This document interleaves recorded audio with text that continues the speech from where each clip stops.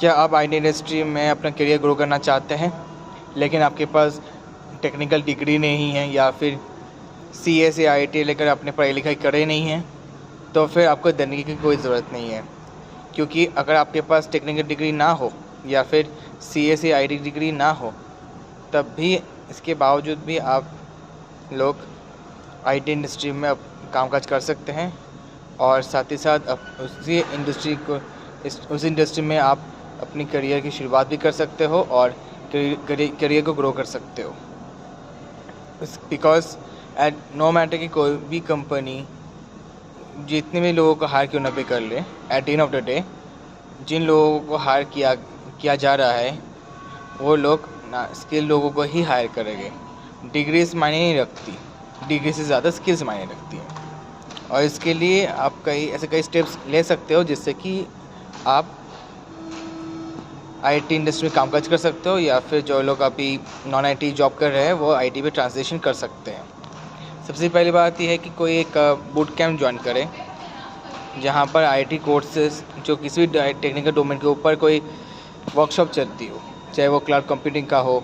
या फिर cyber security का हो, या डेटा साइंस का हो, या फिर ब्लॉकचेन का हो, किसी भी डोमेन का हो, उसमें आप पार्टिसिपेट करें। और साथ ही साथ उसी के थ्रू आप नॉलेज गैदर भी कर सकते हो। दूसरी बात यह है कि सर्टिफिकेशन कोर्सेज करो, और सर्टिफिकेशन कोर्सेज जैसे कि कोर्सेज यूट्यूब में से तो कर ही सकते हो, पर इससे अच्छी बात यह है कि आप किसी एक बड़ी कंपनी की तरफ से जो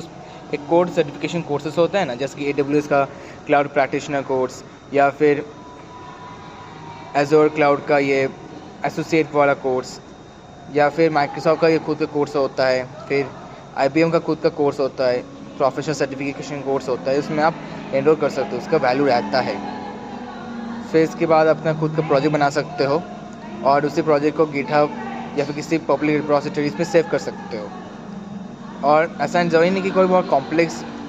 लेवल का प्रोजेक्ट बनाओ, कोई सिंपल प्रोजेक्ट बनाओ तब भी चलेगा, लेकिन इसका वैल्यू होना चाहिए। और उन्हीं प्रोजेक्ट्स को अपने रिज्यूमे में और साथ ही साथ अपने पर्सनल पोर्टफोलियो में डालते रहो, जिससे कि रिक्रूटर्स के रिज्यूमे में रॉब जम पाए। फिर इसके बाद कोडिंग प्रैक्टिस तो करते रहोगे, और ऐसे कई सारे